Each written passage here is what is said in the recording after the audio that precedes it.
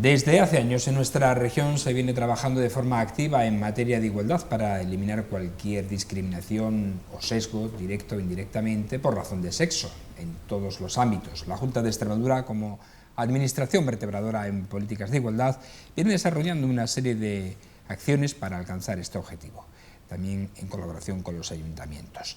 Vamos a saludar en este bloque que comenzamos este viernes a la consejera de Igualdad y Cooperación al Desarrollo, Isabel Gil Rosiña. Buenas noches, bienvenida otra vez a La Picota, ¿qué tal?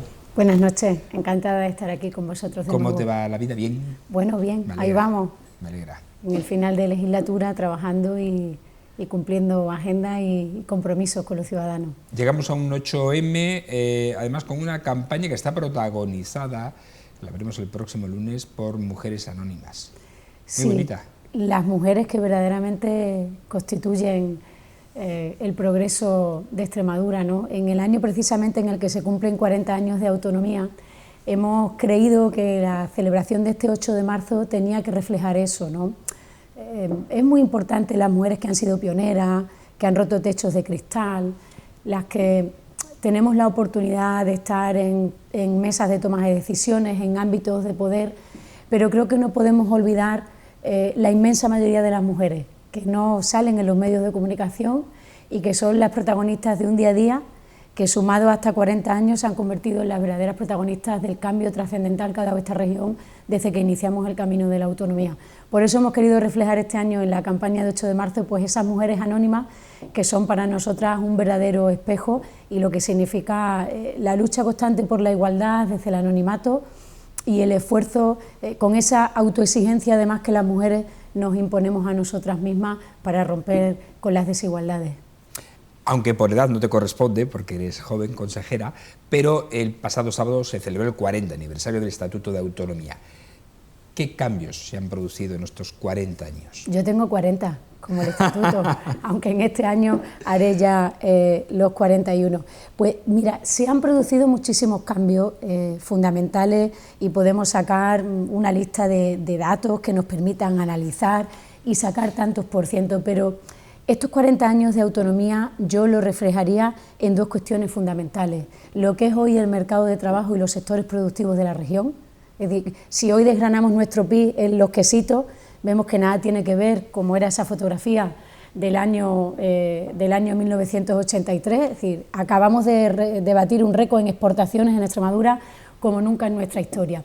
Y de todos esos datos, de todo lo que ha evolucionado la economía, que al final ha evolucionado la vida y la mejora de calidad de vida de las gentes de esta tierra, creo que la educación y el avance en igualdad y protagonismo de las mujeres serían para mí los dos grandes titulares, porque la educación es al final el instrumento que de una mejor manera nos permite palpar un ascensor social.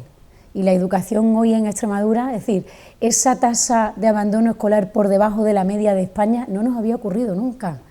Lo que estamos viendo con la FP en Extremadura, con la FP dual, con tantísimos chicos y chicas que tenemos preparados y que están siendo pioneros en investigaciones en otras partes del mundo. La educación es nuestra mejor fotografía y la mujer ha protagonizado todos esos cambios, los ha protagonizado en la economía, los ha protagonizado en la educación, los ha protagonizado en los ámbitos de poder y va mucho más allá del ser la consejera de Igualdad y generar un titular que tenga que ver con las mujeres, más allá de el ejercicio de mis funciones como responsable de las políticas de igualdad del Gobierno, creo objetivamente que la mujer en Extremadura ha sido protagonista de estos 40 años.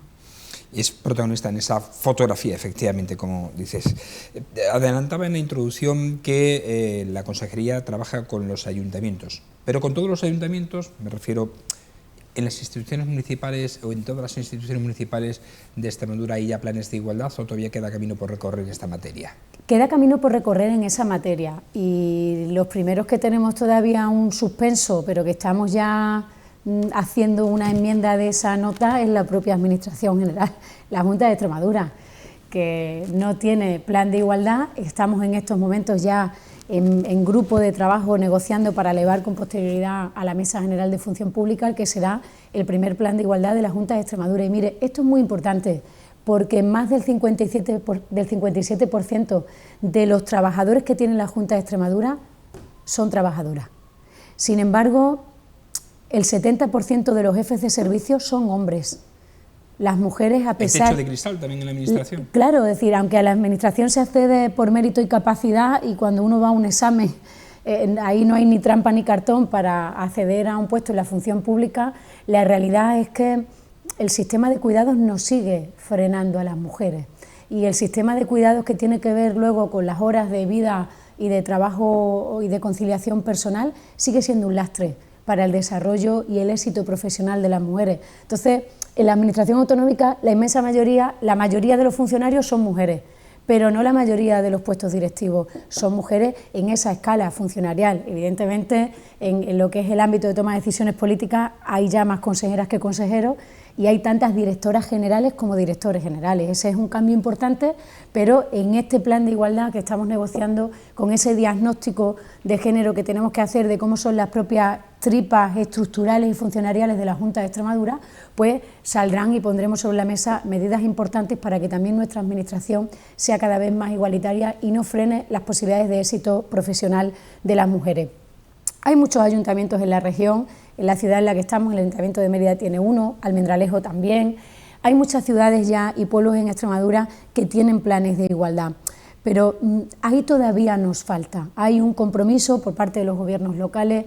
Yo puedo decirle que el éxito de los programas de conciliación Diviértete y Ludotecas no hubiera sido el que es sin ese tener muy bien interiorizado la necesidad de políticas públicas de conciliación que han tenido los ayuntamientos a la hora de desarrollar. Es decir, yo creo que los ayuntamientos en Extremadura hoy tienen una mayor concepción de la necesidad de políticas públicas de igualdad que en los inicios de la autonomía, ya que estamos enmarcando todo en esta mirada a lo que éramos y a lo que somos después de 40 años de autogobierno, pero todavía nos queda mucho camino por recorrer en cuanto a los planes de igualdad. El Gobierno de España ha de alguna manera apretado un poco las clavijas respecto de la legislación que había en nuestro país, porque fíjese que desde el año 2008 que está la Ley de Igualdad en España, se suponía que una parte muy importante de las empresas estaban obligadas a tener esos planes de igualdad.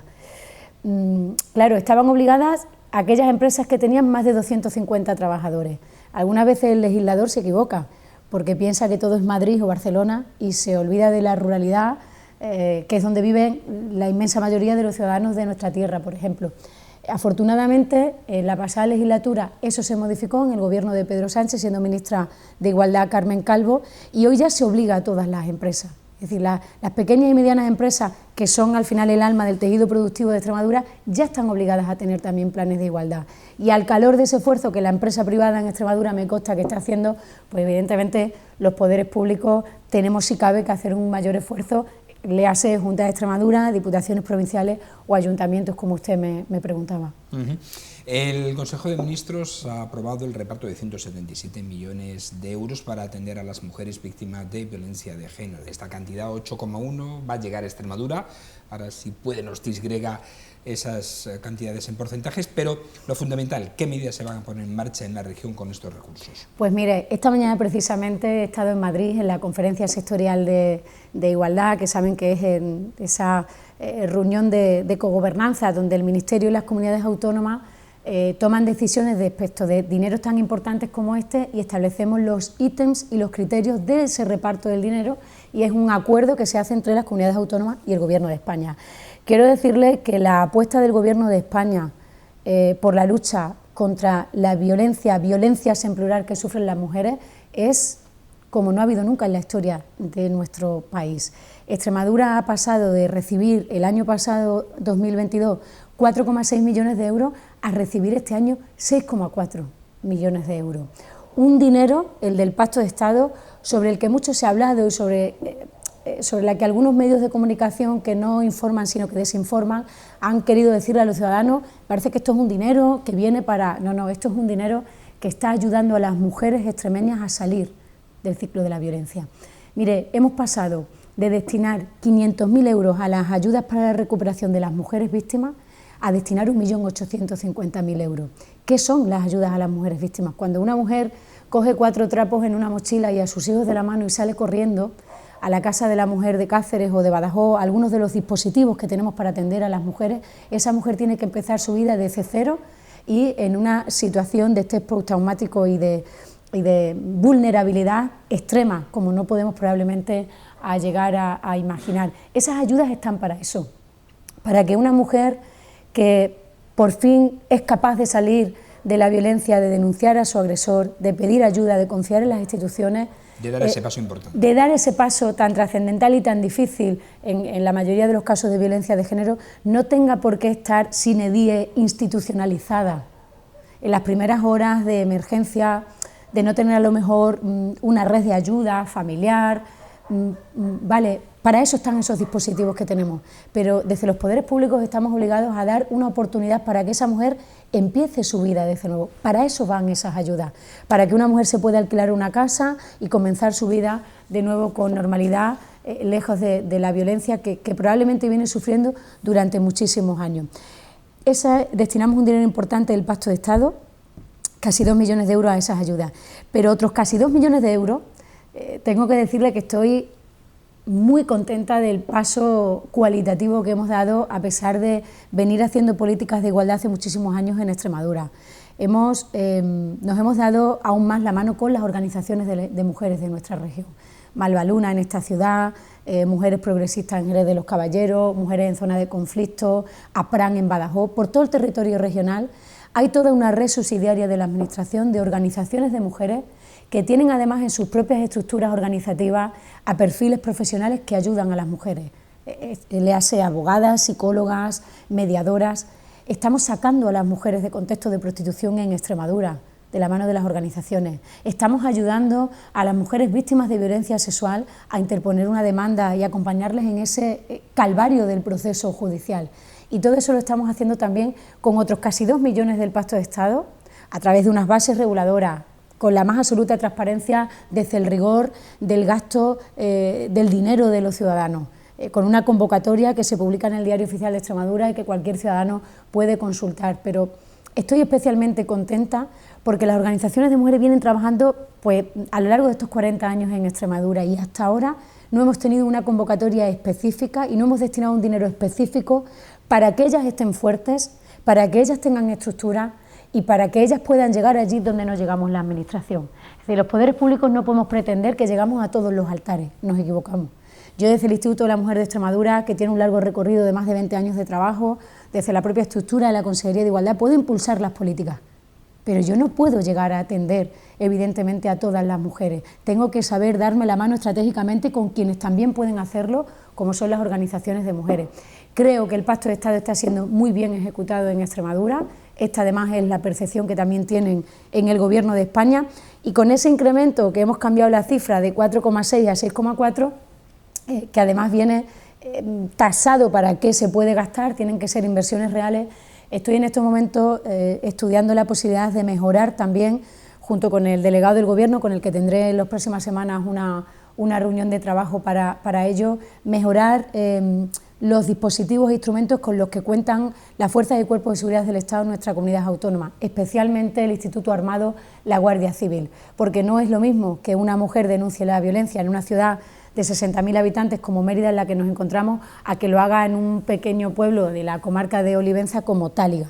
Necesitamos reforzar los recursos que tenemos y aquí no debemos ver una barrera en la cuestión competencial, es decir, las fuerzas y cuerpos de seguridad del Estado son competencia del Estado, es el Estado quien las dota, pero desde luego la mano tendida desde la Junta de Extremadura para que con la ruralidad que tiene nuestra región, todo lo que nosotros podamos poner para que esa Policía Nacional, pero especialmente la Guardia Civil, las policías locales que atienden a nuestras mujeres en el territorio, puedan tener mejores recursos. Así que ese 1,5 millones que incrementa este año, no puedo todavía determinarle con concreción, porque voy a tener la reunión con el delegado del Gobierno, pero los tiros van a ir por ahí, en el sentido de mejorar los dispositivos y los instrumentos que tiene especialmente la Guardia Civil para atender a las mujeres en el territorio.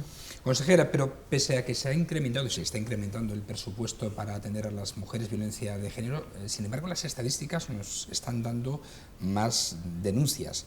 ¿A qué cree que se debe esto? Bueno, que las estadísticas nos den más denuncias es un buen dato.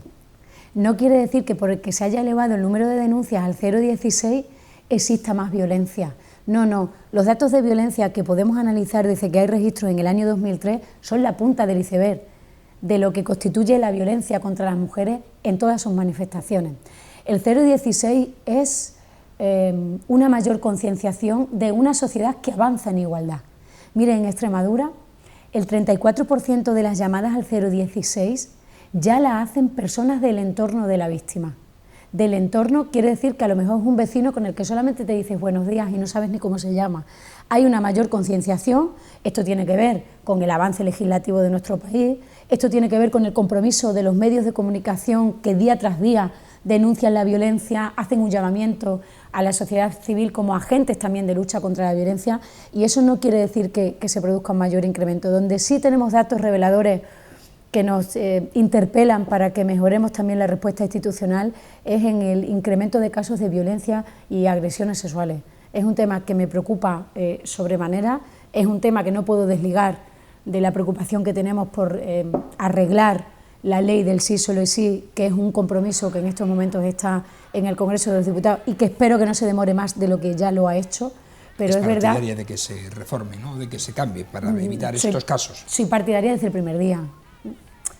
La política aquí, en regiones como la nuestra y en nuestro día a día, no tiene tanto ruido como la política nacional, y bien haríamos, como siempre dice el presidente de la Junta, en dedicarnos a lo esencial y no tanto al ruido mediático y a la mala política, ¿no?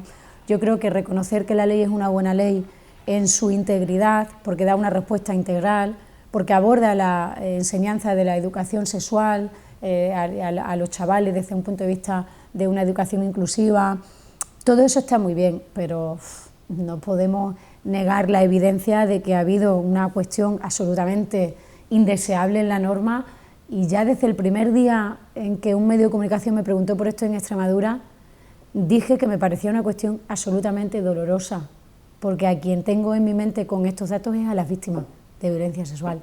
En el Parlamento también me han preguntado por esto y mire, nosotros podemos tener todos los recursos disponibles para recuperar a una mujer, pero ese dolor y esa herida no va a sanar nunca.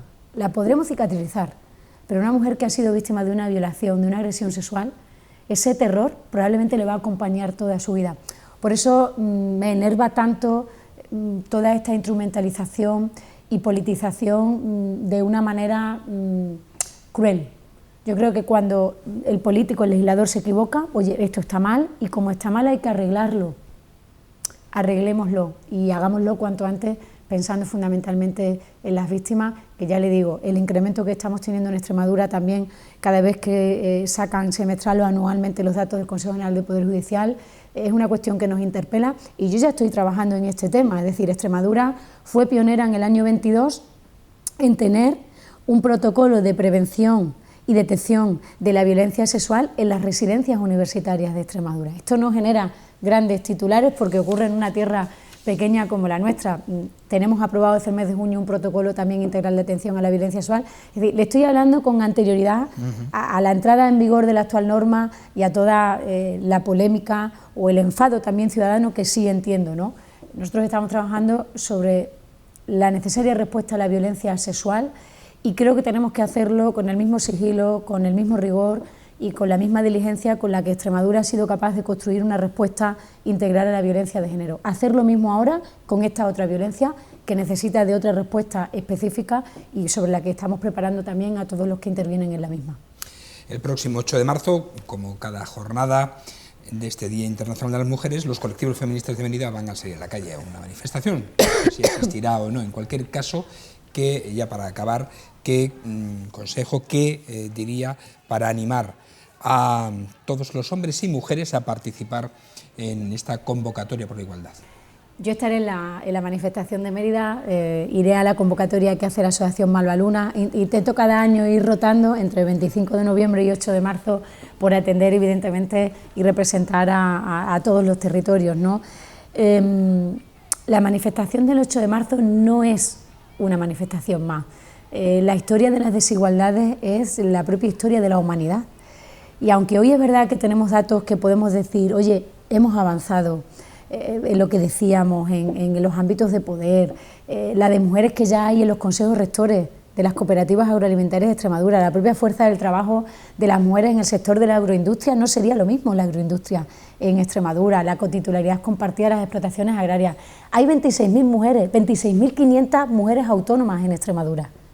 Y cuando nació el Instituto de la Mujer hace 22 años había 3.000. Es decir, hay un incremento también en el emprendimiento femenino, un 45% en Extremadura. Es espectacular, por eso le decía que las mujeres han sido las protagonistas, aunque analicemos los datos por sectores y digamos desde la economía, desde la sanidad, desde la educación, en todos ellos hay un protagonismo excepcional de las mujeres que hacen que Extremadura sea hoy la región de oportunidades y con todas esas potencialidades que están por venir con las grandes empresas e industrias que en los próximos meses van a ser una realidad, a pesar de que algunos no se lo crean todavía, ¿no?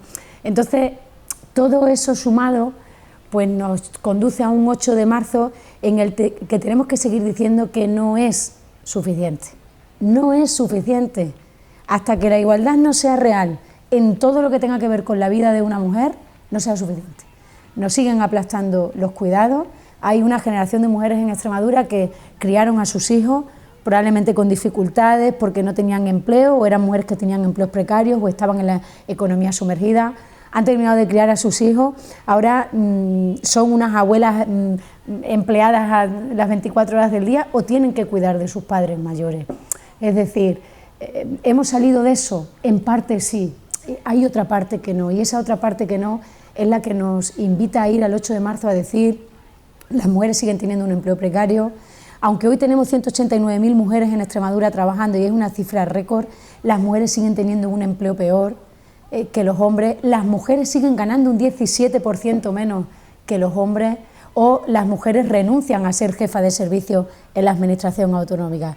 Como todavía tenemos muchos peros y como todavía tenemos muchas desigualdades que son medibles, que son tangibles, pues tenemos que seguir diciéndole no solo a las mujeres de Extremadura, sino también a los hombres que nos acompañen en este camino y que al final aquellos países que tienen mayores cotas de bienestar, que tienen mejor calidad de vida, que por tanto sus ciudadanos son más felices, son aquellos países que desde la primera decisión gubernamental a la última está hecha con una necesaria mirada de género, con una perspectiva de género que al final lo que pretende el feminismo no es otra cosa que garantizar los derechos humanos de más de la mitad de la población, que somos las mujeres. Pues nos vemos el 8 de marzo. Nos vemos. Muchas gracias por vuestra invitación. Consejera, gracias. La consejera de Igualdad y Cooperación al Desarrollo de la Junta de Extremadura, Isabel Gil Rosina, que ha protagonizado este primer programa, este bloque que dedicamos a la igualdad aquí en Televisión Extremeña, como cada año y por esta fecha. Continuamos aquí en La Picota.